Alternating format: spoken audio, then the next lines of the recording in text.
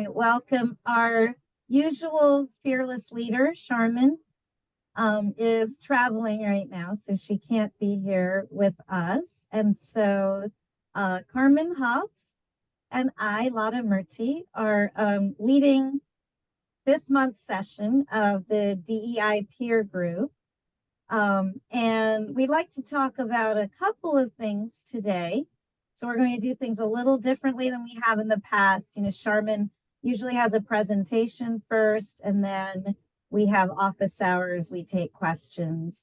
But today we are going to talk a little bit about the DEI environmental scan.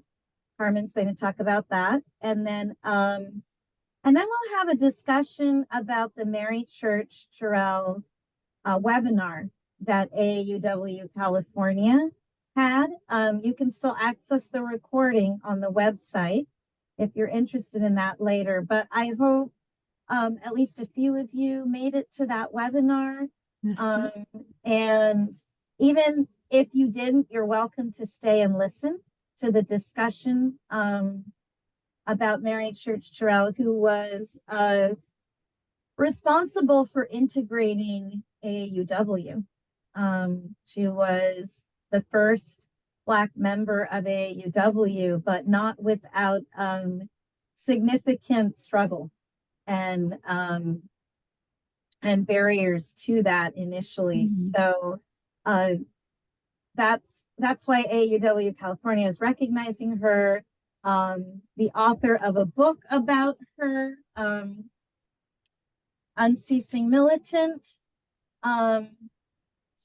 gave a webinar on Sunday, February 3rd. And so we will be discussing that. But I will let Carmen talk first about the DEI environmental scan. Okay, so I'm not sure how many of you were able to attend the last month's meeting where Charmin talked about us doing an environmental scan. We're in the process of putting together a strategic plan that will give guidance to the branches on how to have a more inclusive organization. But on the national website, if you go to the national website and where the magnifying glass is, if you type in environmental scan, it will take you down to diversity, structure, and planning. And in the middle of the page, once you click on that diversity, structure, and planning, there is an environmental scan tab. And that tab has a series of questions that we would like to have you ask your board members. We're trying to get an idea of the composition of your branches and how inclusive they already are. And so we would like for you to ask those questions. I don't know if, and then Charmin is asking that you just have to summarize, give us whatever information your board members can provide about how many new members have been recruited in the last couple of years, what's your retention rate, what's been working and helping to create an inclusive environment, as you can see on the questions there.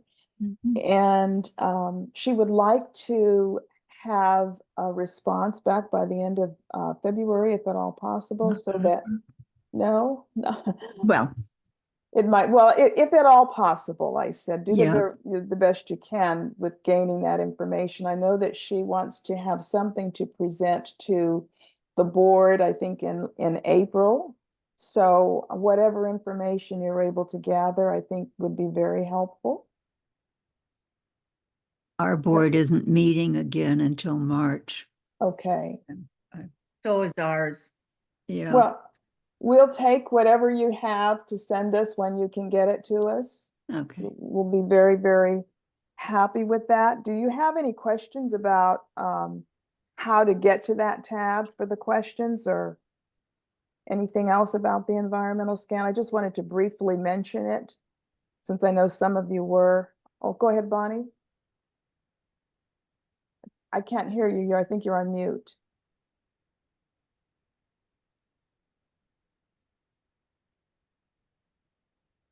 I have a microphone that wasn't on. Oh, Sorry. okay. Okay. I was just going to say, I actually enlisted some board members and did my best to complete this as well as I could. Mhm. And I really found it really instructive. Oh, And I that- think it's something that's going to be really interesting to share with our members. So I would encourage people to take the time. It's not that, not that bad to do, but it actually, like I said, I think it'll be very helpful to share with the board and our members. oh.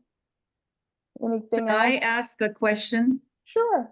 How did you determine, how did you get the current demographic makeup of your membership? We The have Census 200 Bureau. members. The Census Bureau. If you go to the US Census Bureau, you can do it by county. Now that may be harder for you because I'm in Amador County, which is a very little compact area. No, So it I was- mean, I can get the demographic makeup of our town, of Morgan Hill, but I was asking the demographic makeup of your membership. We have 200 members. Right. That again, I'm saying it's way easier when you have 70 members and you live in Amador County where 88% of the population is white and at least that many of our members are. I can look around and pretty much see. Okay. It's not, I have less of a challenge, let's put it that way. This is where estimating is really okay. So I did this with the 2 branches that I am a part of, and we just said, well, who are the majority of our members? And we said that the majority of our members are whatever race and age is what we looked at for Yeah. demographics, because those are the 2 biggest demographic factors for our branches. So that's how we did that.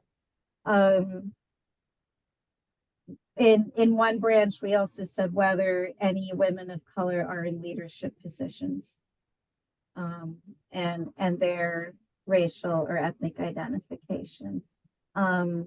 So yeah, you don't have to go into a lot of detail, and this is where if you can't make time to do this with your whole board, I did this with our membership chair and the president, because the presidents have recently filled out a survey with much of the same information, and so they have a lot of this fresh in their minds, and anyone who works on programming is also a good person. Yeah, that's what I did. Okay, thank you. So when you can get the information to us, we would appreciate it. I understand that your board isn't meeting until March in some cases. But we would still like to receive the information. And Carmen, what I did actually was I took the questions and then I actually did it by email to start with Mhm. and sent it to like our membership chair, program chair, and our president and asked them for their input. So that was, to do it without having to actually do it through a board meeting or anything. I don't know if that's okay, but it seemed to work. Mhm. No, that's how I initially did it too. And then a couple of us just met on Zoom and finalized it Yeah, and exactly. sent it off. Yep. Okay, so are there any other questions regarding the environmental scan before we delve into our discussion on Mary Church Terrell? Doesn't look like it.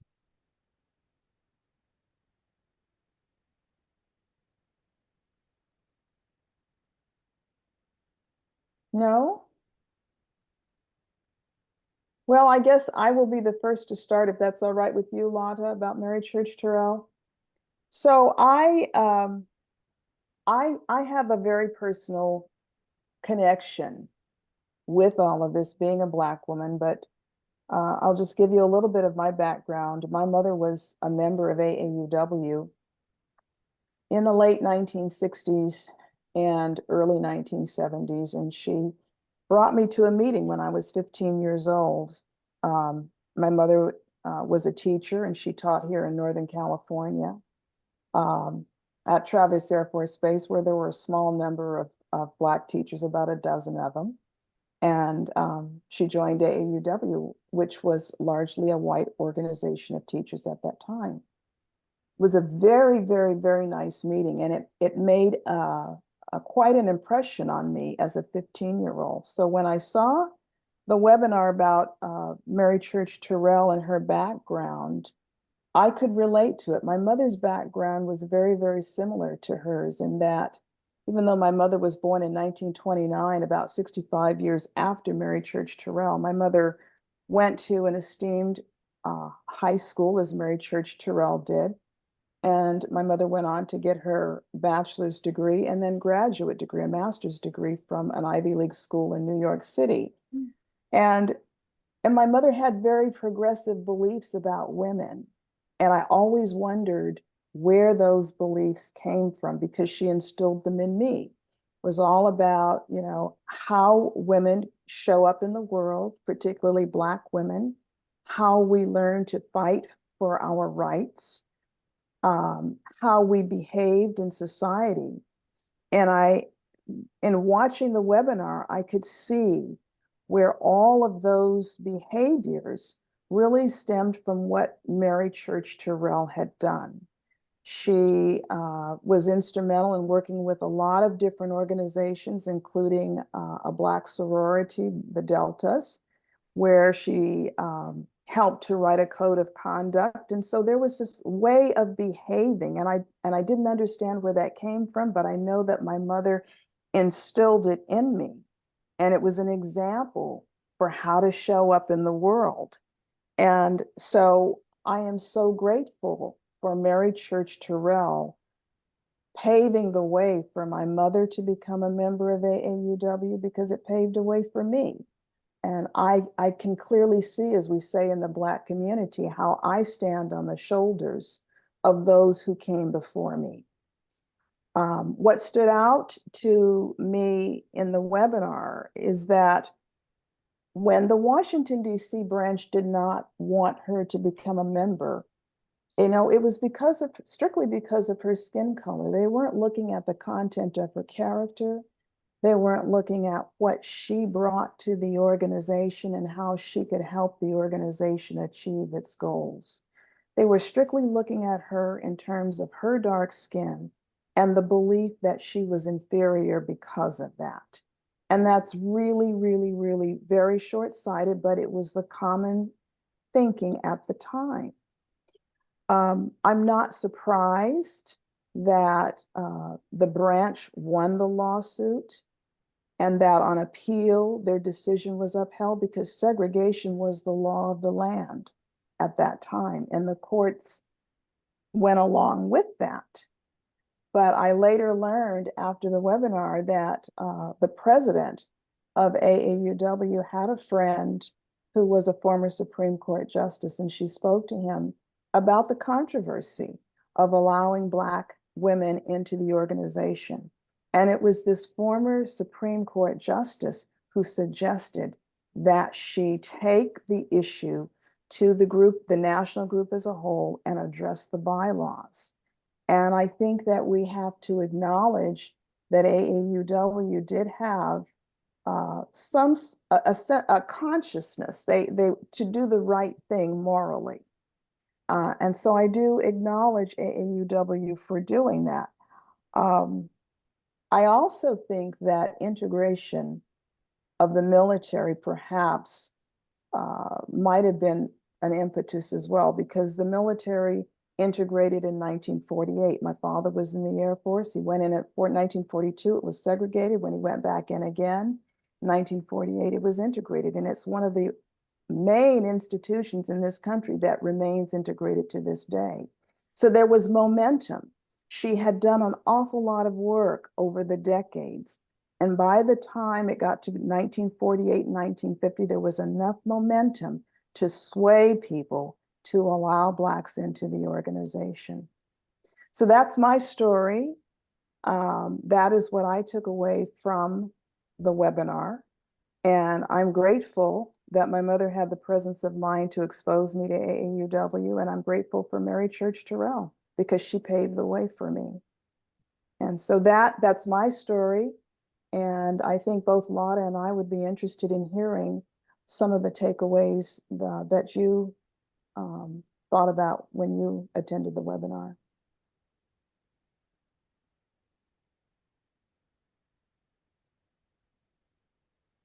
Go ahead, Bonnie. Well, I was just going to say, I have to admit my ignorance. I was shocked. It never occurred to me. I mean, this is the kind of thing that I have to learn through after so many years of being around this world that are still coming to me as new knowledge. But I mean, the fact that I don't know, it just never occurred to me that AUW was segregated. And this was a real eye opener for me. And I think her whole life was really interesting. And she was just a really interesting, dynamic person. But anyway, I thought it was a great webinar. I really did. I think I watched it, and the thing that impressed me was this was just one chapter in the book about her life. Yeah. Yes. And I thought she has done so many other things. So she's I think she was an amazing woman. And it seemed incredible to me that AAUW, other than her friend, that they did not want her to be a member because she's obviously just an exceptional person. And I guess when people discriminate, it doesn't matter how incredible you are. If the color of your skin is different, then it doesn't matter. I think that they could not at that time, and perhaps there's still some of that around today, they couldn't get past the skin color. The issue was that society as a whole had a belief that you were inferior if you did not have white skin. And so they were not going beyond skin color to see the value of what someone else could bring to the organization.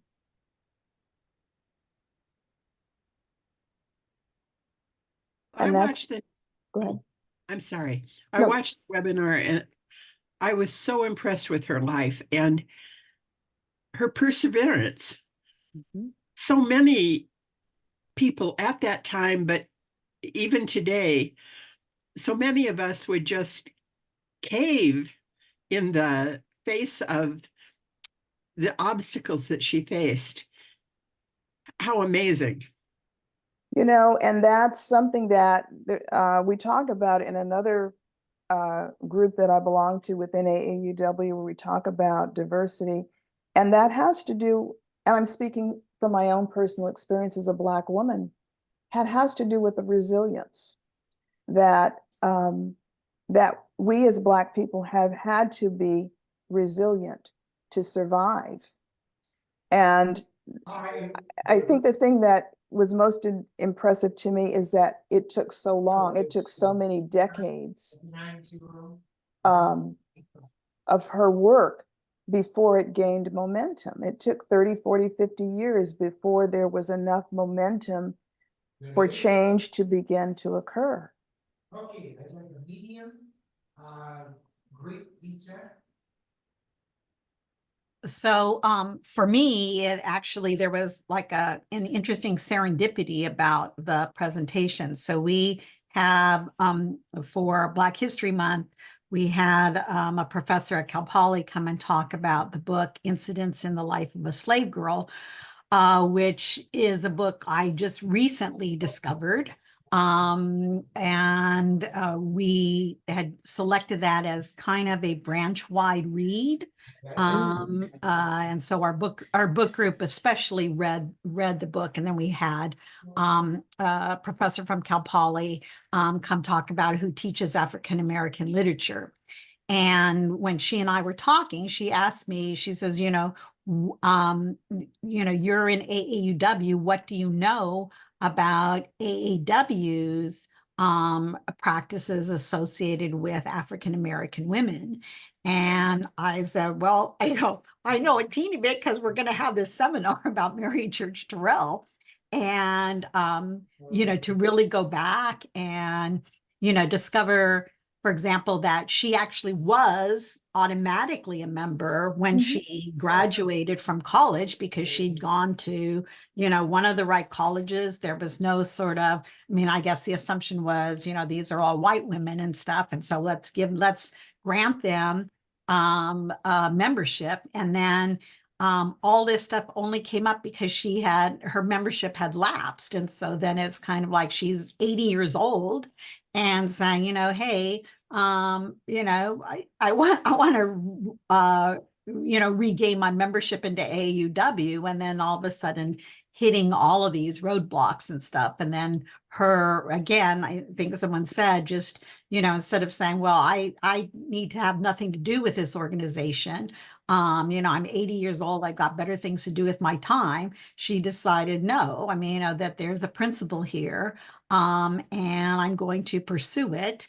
And again, just all of the just interesting nuances about, the Washington, DC chapter that decided to say, well, rather than have her be a member of our branch after it was decided, at the sort of the national level and stuff, they decided to say, we're not going to be part of AUW and everything. They were that strong in their in their racism and discriminatory practice that they would rather not be part of AUW than to have her as a member of the branch. And then, obviously there was, the new branch that developed. I thought, again, sort of the stories about,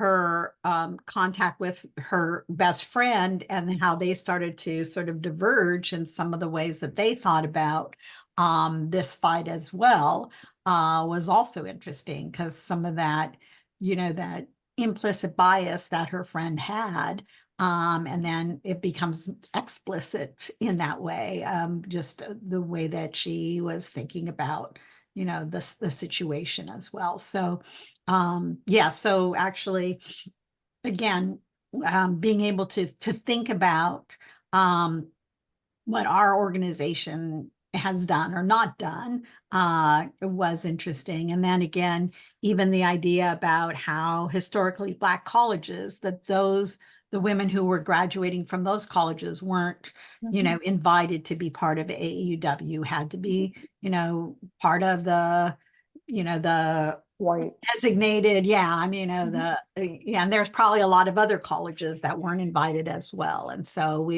we've come a long way in a very positive way, but it was, the practices, we weren't enlightened from the beginning. I think that's the sadness of it. We weren't necessarily ahead of our time in our thinking. We had to be, dragged kicking and screaming as an organization in a way, into being more diverse and more open. And so, so I think just those are some of my impressions. But again, it came along at an interesting and good time for me to be thinking about our past. So yeah. And the thing Appreciate that it was there. the college, Mary Church Terrell attended Oberlin College, which was one of the few white colleges that would accept Black people, because other than that one, and I'm not sure how many others, but I know there were very few, African Americans could not go to white colleges. And that was the reason that we had the historically Black colleges and universities. My mother went to undergraduate school in Baton Rouge, Louisiana at an HBCU, but then she went to Columbia University in New York City for her master's degree. And it was paid for by the state of Louisiana because in the South, the colleges didn't want to build, they didn't want to spend the money to build separate graduate schools for African Americans. And so what they did was any African American that wanted to go to graduate school or professional school of dentistry, say, for example, the states paid their tuition to go anywhere in the United States for that graduate education because it cost too much money for the states to build a separate graduate school for the African Americans. And eventually those colleges ran out of money. And then, of course, Brown versus Board of Education came along in 1954, which opened up graduate schools that were traditionally or previously all white. It opened it up to people of all ethnicities. But you couldn't go to a white college. Oberlin was one of the few colleges that would accept African Americans, and that's where Mary Church Terrell attended school. So Deborah, I'm sorry, I had to walk away for a minute, so I didn't hear your whole because that sounded really interesting, the part I heard. I just thought that one of the things that struck me was, and like I said, maybe you already said this, was that, this was, going from segregated to integrated, and then all the other changes, and this is Charmin always brings this up, the changes that have gone through AUW over the years. And, you had to have a bachelor's degree. Now you can have an AA degree, and then you can, now they're talking about, and so you just wonder, these conversations just kind of keep rolling along, and AAUW fortunately keeps changing. And it'll be interesting to see with the, trying to do away with the degree requirement at all, what some of these arguments are, and if they're the kind of the same. And one of the things, Bonnie, that the issue is brought to the table, but I'm not sure if on a local level people are open. And I think that is something that we'll probably see in the environmental scan, because I know when I go to some of the AAUW meetings at my local branch level, it's quite clear that they're very comfortable with themselves being mostly white. They're very comfortable, and some of them are not that open to change. Right. And so we'll see if we get that information out of the environmental scan. Sometimes, people are not willing to be that honest, but I know from my own personal experience that there are people who are very, very comfortable with the state of affairs right now within AAUW, and many of them are not going to be as open. But I would encourage people to, instead of looking just at your own comfort level, but this organization has a goal, and to look at it, we're better together with all of our differences, and we can certainly accomplish a lot more. It's the sum of us. We can accomplish a lot more than we can individually, and to look at what new members can bring to our organization in helping us reach our goals, regardless of ethnicity. Mm-hmm. Mm-hmm. That goes to the second question we had prepared. And that's, I have it in the chat pane as well. How did the webinar on Terrell inspire you to diversify your branch? And how will this diversity strengthen your branch?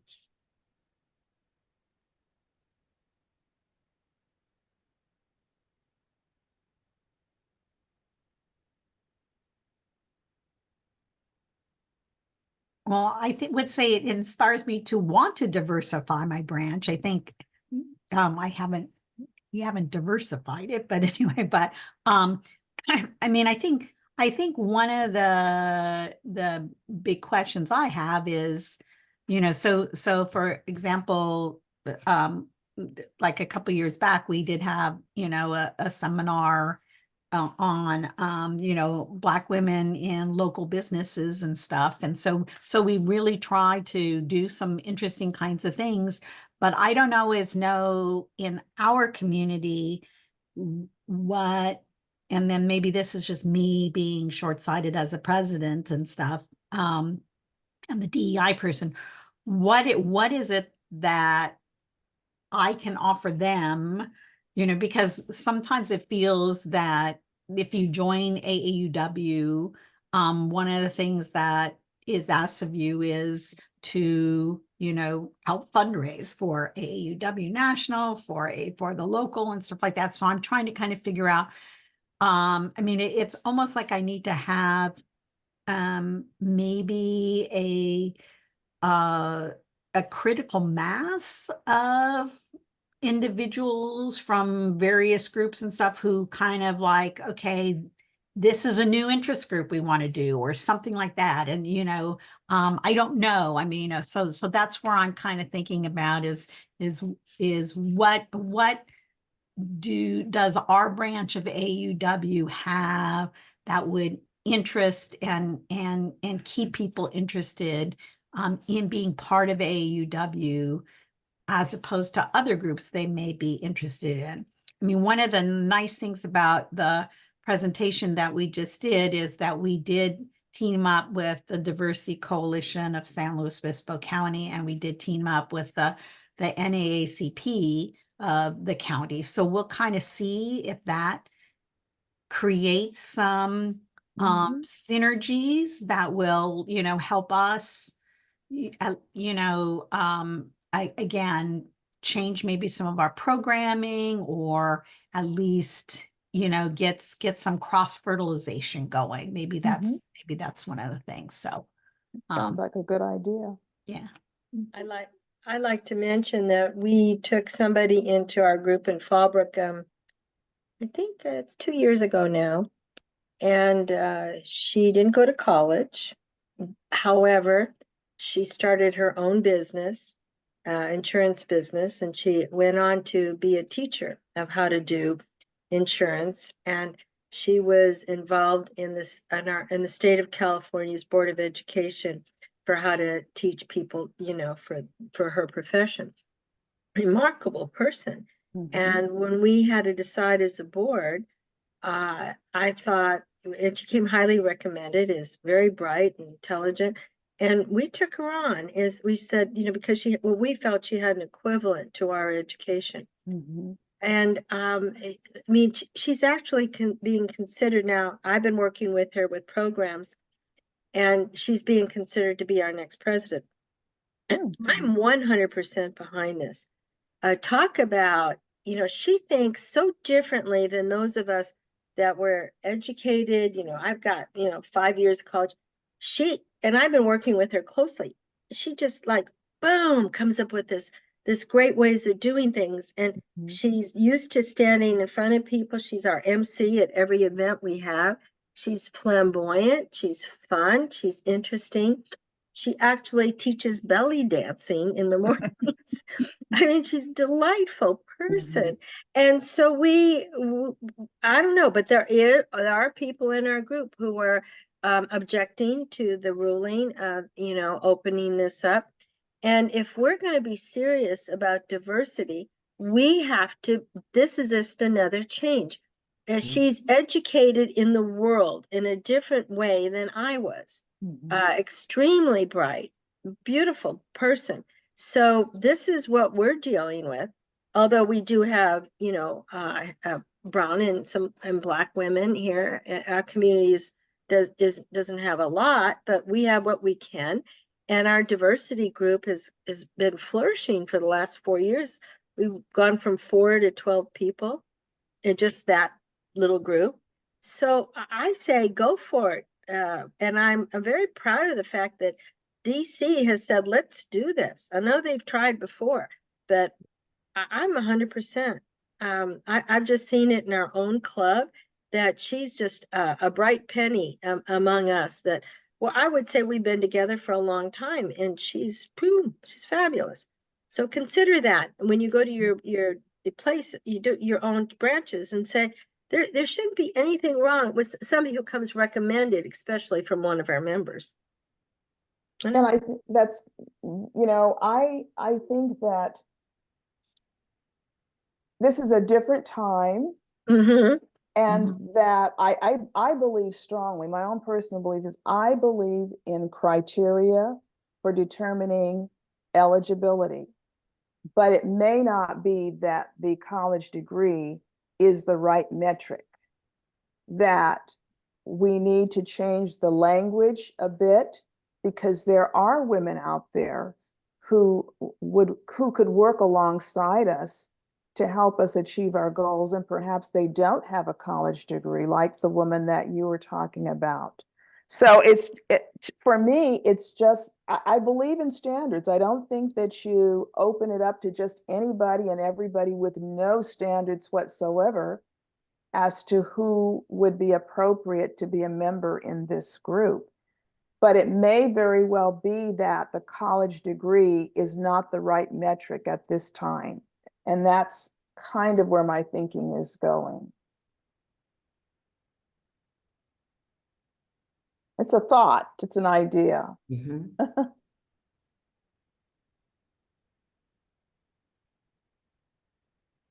Well, the standard then without the college degree is who supports the mission. You Right? know, I Yeah. think there's the last time this came up a few years ago, one of our members put together some language that was very similar to this discussion. Mhm. And yet, and so it wasn't as if there was no criteria, there was nothing to be considered, anybody could join. There was still criteria that a person would have to meet. And I got in touch with that person and asked if she could dig up the language, because it was really very eloquent and allowed for women who didn't have a college degree but had other experiences Exactly. that would make them a good fit for our organization. Mhm. But, you know, language is key, and how you phrase the Mhm. eligibility requirement. So hopefully the person can find that, because I think she sent the language to national last time. Mhm. Well, I like to see it happen. I think that the timing is right. You know, and that's kind of what I was saying earlier. I think that with Mary Church Terrell, she had been working on this for 30, 40, 50 years. By the time this is 1948, I think, 1948, 1949, when they had the vote to open up AAUW at the branch level. The military had recently undergone integration, so the timing was right for AAUW. And I think the vote for allowing Blacks was 2,168 in favor versus 65 who did not want it. So the time was right for that to happen. When was that? What time? 19, that was at the Seattle convention, and the 1949 National Convention in Seattle, Yeah. and the AAUW members voted overwhelmingly. But again, it's like the stars have to align for some of these things to happen. And so it was the right time. Well, I'm going to commit heresy. Our branch had one of the best meetings we've ever had, among many very good meetings, was a joint meeting with the AKA Alpha Kappa Alpha sorority that Kamala Yeah. Harris and actually two of my neighbors, who are teachers, belong to. And we discovered we have identical missions, we just don't have beautiful green blazers and green. pearls to wear. Right. But in terms of mission and goals and what have you, we had just so much commonality. And I thought, why would an educated Black woman not prefer to join them, where she's among her peers and again, this is San Diego, so we are probably one of the more diverse communities in the country to begin with, or at least in the state. And I think I am one of the few members of our branch that actually lives in a Black community. I'd say half of my neighbors in my condo complex are Black. and it's wonderful. I've been here almost 40 years and I love it. So I think real estate and where our communities form and are from and live, I know the branch I belong to is mostly East County. And those of you who know Southern California know how, in many cases, segregated our communities still are, as appalling as it is. But I'm just wondering, I know my neighbor probably, Would we not have join? one Black member. She's in charge of one of our book groups. And of course, the teachers who all taught in our various schools all knew each other. So many of our members knew the members of the Alpha Kappa Alpha sorority. But it was just a marvelous meeting. And then our last general meeting, we had the program chair of San Diego County's Health and Human Services Department, who is herself Black. She is a Katrina survivor, and she'd be a wonderful speaker. I'd love to recommend her if somebody hasn't already had her. She has a PhD. She was evacuated from Louisiana during Katrina, of course, and to California, and is here in San Diego now. Whether she thought it was wonderful that our organization, because obviously she sat through some of the business portion of the meeting before we had her speak. She thought it was marvelous that we were taking a long, hard look at our own bylaws and looking at what really needed to be changed and how far off the mark we still are in requiring a college degree for eligibility. But anyway, I'd love to recommend her for a speaker, and if someone will let me know, maybe I can send an email with her information to one of you, because she's a fabulous speaker. I would I- love to have that. I'm Okay. Diane Summers in Fallbrook. Okay. Find me, please. I just wanted to make a comment to your question. My mother was a member of AAUW. It's not AAUW, excuse me, AKA. Oh, sure. And Okay. she was an AKA. I have her sorority pin. I was not a member because it wasn't on the college campus, but my mother was a member of AKA and she was a member of AAUW. You asked the question of why someone would want to join AAUW if they were a member of AKA. And I think it's a personal choice. Okay. In my situation, I was born into integration, and my mother was married to a man who was in the Air Force. So we lived in integrated communities. And my parents believed, they believed very strongly in education for my brother and I, and that it be integrated because they felt that we would be so much better off in an integrated environment, and they were 100% correct. And so there may be Black women who choose to be a member of both, to have that integrated experience, as opposed to only one racial group. And I'm comfortable with that because I grew up in an integrated environment.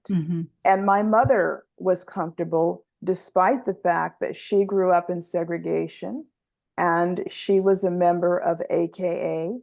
But when she began teaching in an integrated environment here in Northern California, she chose to join AAUW.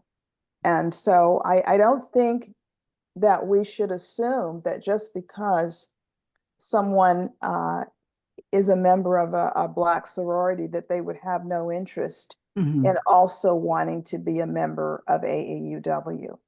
Well, comment, it was intended to be a rhetorical question. Oh, okay. Okay, I'm sorry, but I No, I it just was, had to that was it, just for discussion. My mother was an AAUW member also. However, she came from Texas. So needless to say, when she and Dad came to California as newlyweds in 1939,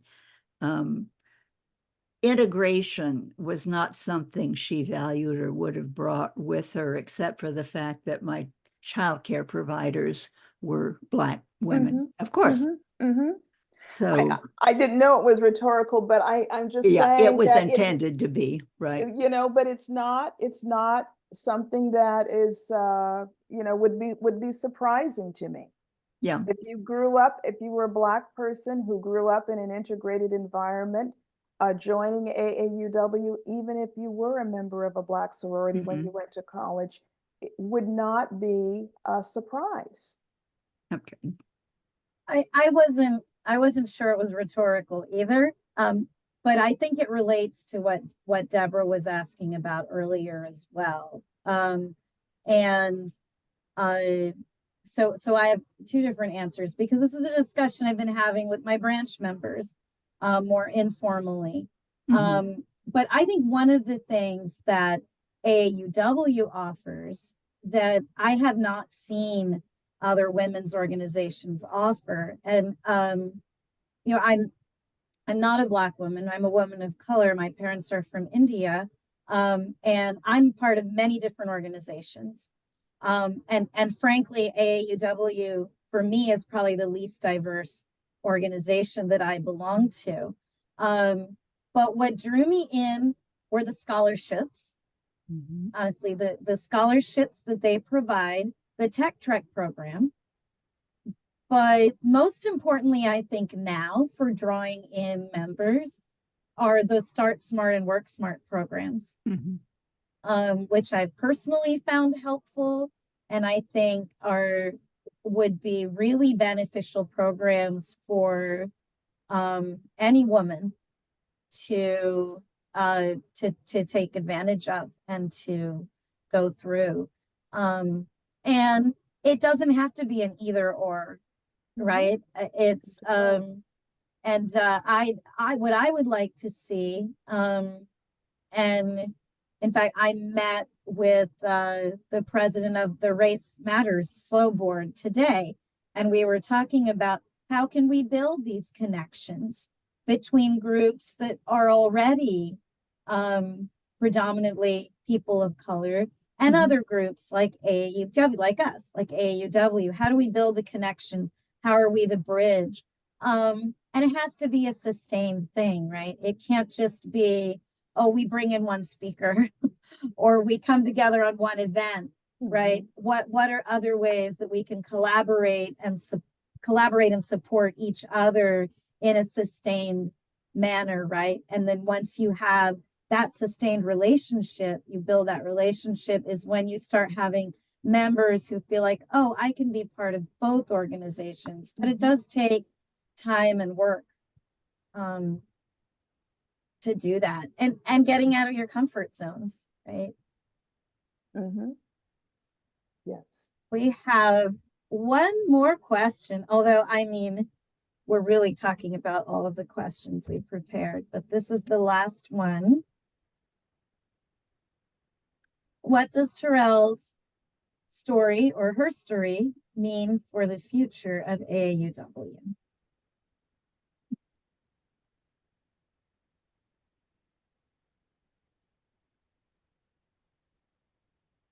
I think I don't want to, it's not a cautionary tale.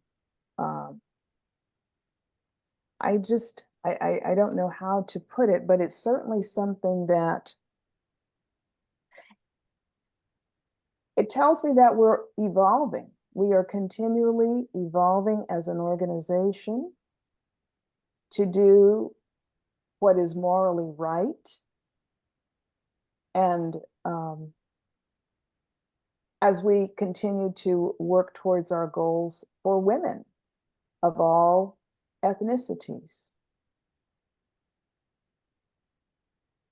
I think she showed us the way. She showed us the way. She taught us as women how to fight for what was right. I always Sorry, say, I missed it. yeah, I say it was very, very personal to me because so much of what she believed in were the very valuable values that my mother instilled in me. Mhm. And that the best way that I can explain it is how to show up in this world as a woman, how to fight for your rights as a woman, how to stand up for yourself.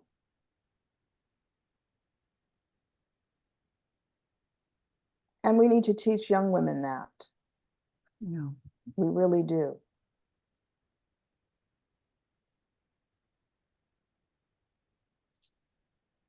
And for anybody that missed it, it is available. How? You can always get it through the website. National? That national. Yeah, Mhm. yeah. I mean, it's really worthwhile. It definitely is. It was very, very good. And you know, then you can just do it on your own time, you know, so that's always good. I put the link to the recording in the chat pane, Thank but you. it is also on the AUW California website. Good. And it's called Mary Church Terrell and the Fight to Integrate AAUW. Mhm. And the book is very good too. Who's the author of the book again? Allison Parker. Allison Parker. Dr. Allison Parker.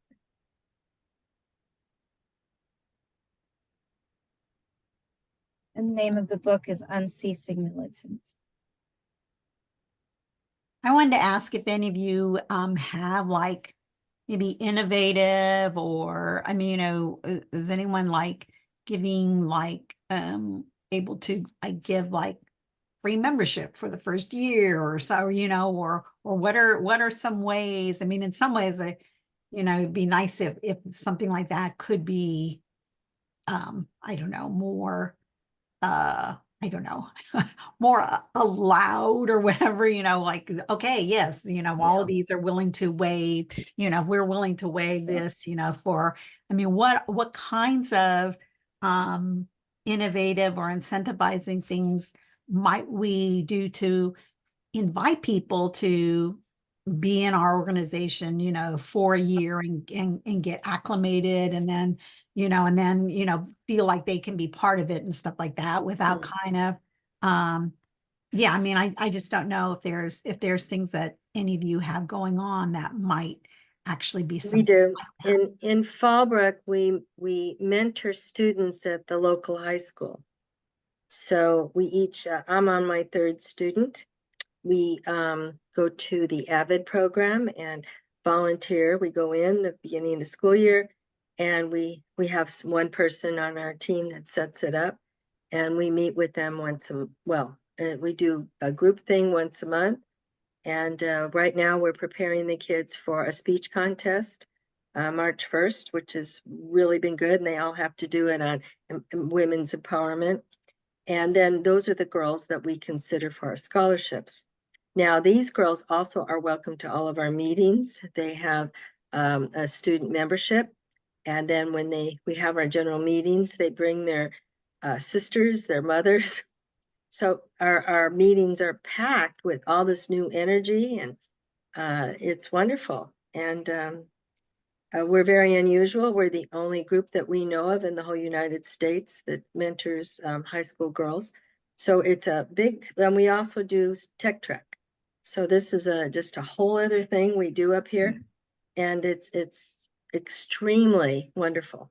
We all love it to pieces. And then we have a Christmas party every year where we invite our graduates, the girls who are older in college, and they all come and bring their boyfriends and sisters and all kinds of things. So it's a real family event. We kind of connect with our girls for many years afterwards.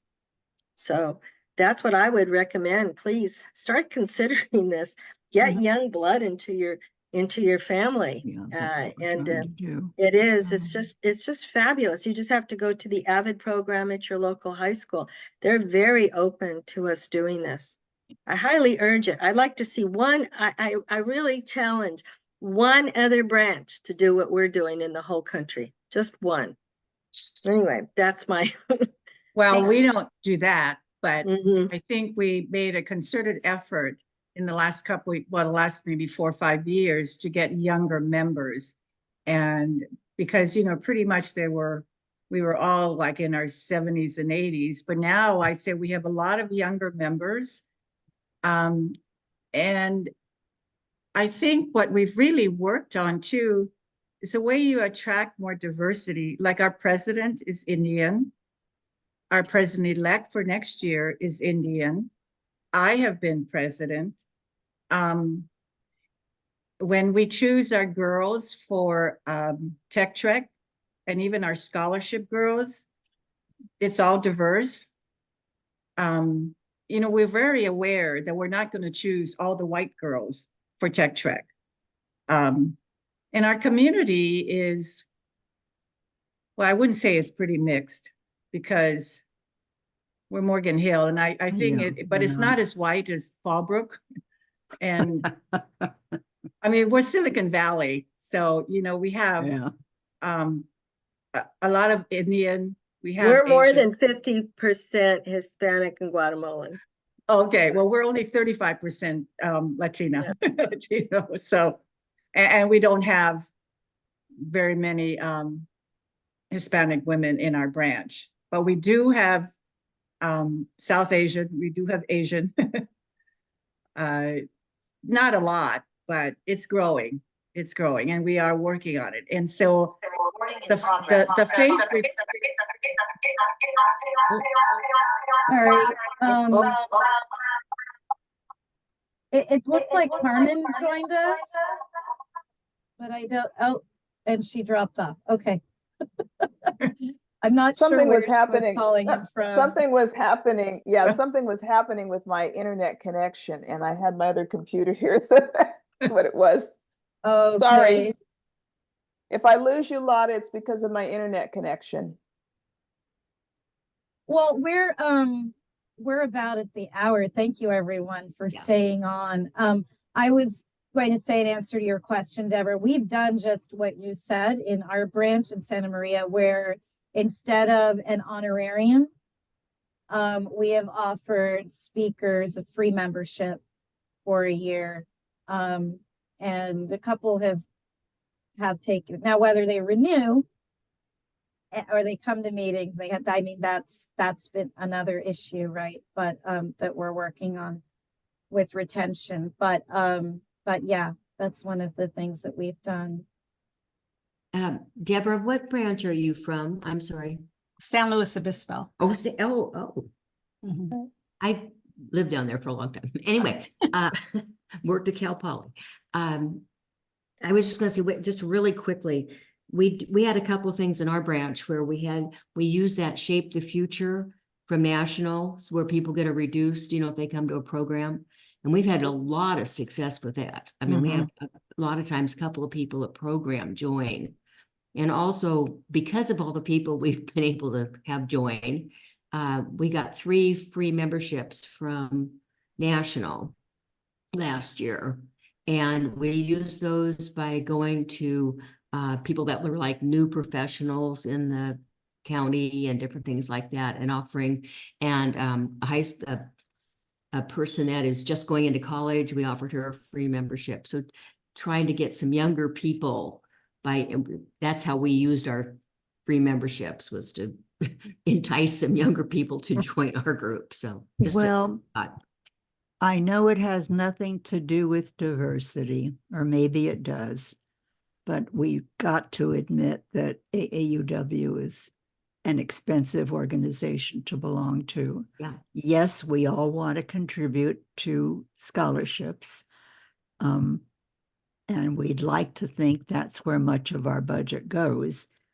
But we've really got to be realistic about whether a lot of the people we would love to have as members can afford it. Frankly, again, you've got the San Diego heretic on this Zoom call. Sorry. Yeah. I've had this discussion with others, and I used to say the same thing. We're an expensive organization to join. But then, I talked to some of my friends and colleagues and looked at the other professional organizations that I belong to. And we're comparable. I mean, there are some that are less, but there are many that are more. Mhm. And so I don't think it's so much that the conclusion I've come to is I think it's that people don't always know what their membership is going towards. And that's what I've sometimes wondered myself, and I've heard from other members, Right. is that we're just not sure what it's going to, like how much of that is going to scholarships.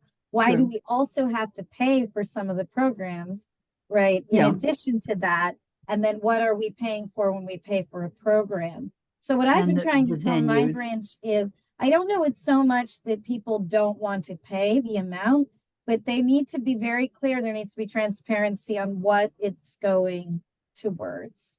Well, we've had inquiries from the parents of some of our Tech Trek gals and some of our scholarship winners and Speech Trek gals from their parents, from their mothers who would like to contribute. But when they, first of all, again, the lack of the college degree is the first barrier. And secondly, the costs, because these are not middle-class salaried families as most of us are.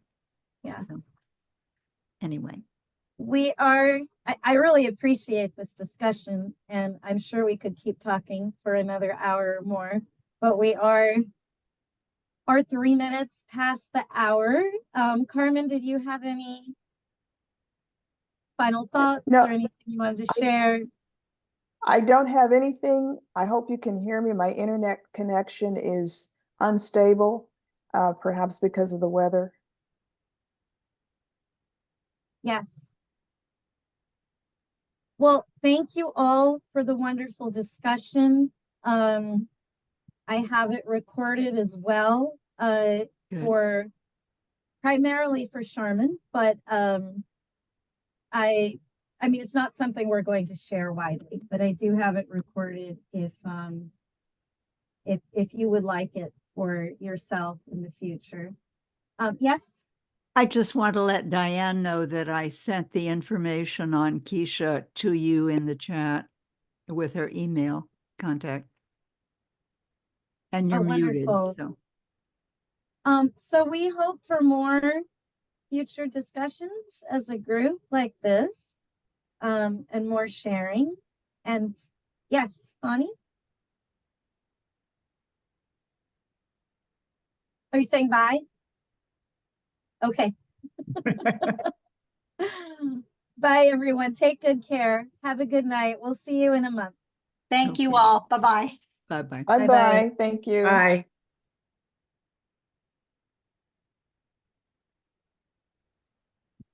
I'll stop the recording. Do you have the date for the next one?